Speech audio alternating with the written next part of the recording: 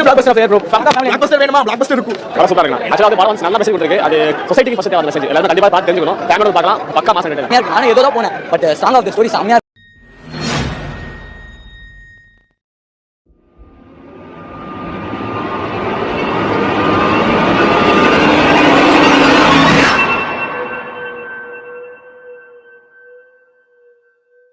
வணக்கம். நம்ம இந்த வீடியோல எதை பத்தி பார்க்க போறோம் பாத்தீங்கன்னா, இன்னைக்கு ரிலீஸ் ஆகியிருக்க கேம் சேஞ்சர் மூவியை பத்தி தான் பார்க்க போறோம். இந்த மூவியோட ரிவ்யூ பத்தி தான் நம்ம இப்போ பேச போறோம்.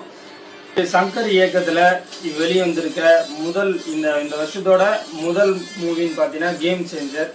இந்த மூவி பாத்தீங்கன்னா உங்களுக்கு வந்து ராம் சரண் மற்றும் நம்ம தலைவன் நடிப்பு அரக்க எஸ் சூர்யா இவங்கெல்லாம் வந்து இணைஞ்சு நடிச்சிருக்காங்க.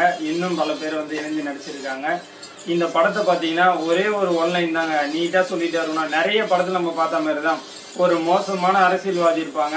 அது வந்து ஹீரோ வந்து நல்லவராக இருப்பார், அவர் போயிட்டு இவர் திருத்தணும் இல்லைன்னா அழிக்கணும் அப்படின்றது தான் இந்த தமிழ் சினிமாவில் நிறைய நடந்துட்டு இருக்கும்.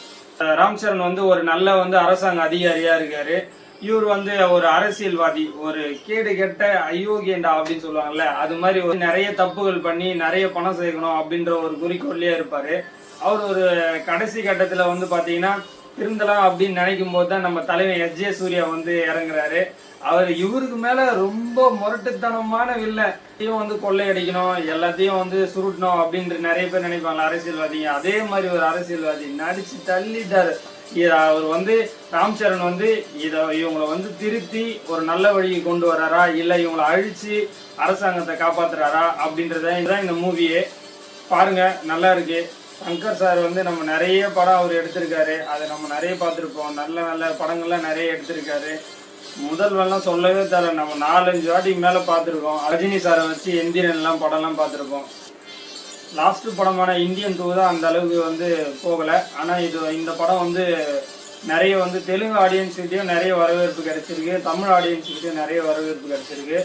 பார்ப்போம் இந்த படம் எப்படி இருக்கு அப்படின்னு சொல்லிட்டு. இந்த படத்துக்கு நம்மளுடைய மார்க் பார்த்தீங்கன்னா 10க்கு 7 தரலாம். சூப்பர், அருமை, நல்லா இருக்கு. டீம்ஸ் எல்லாமே ரொம்ப சூப்பரா இருக்கு. அண்ட் இது ஒரு நல்ல பிளாக்பஸ்டர் ஹிட் ஆகும்னு நினைக்கிறேன். சூப்பரா இருக்கு, சூப்பரா இருக்கு. கம்ப்ளீட் ஃபேமிலி சூப்பரா இருக்கு.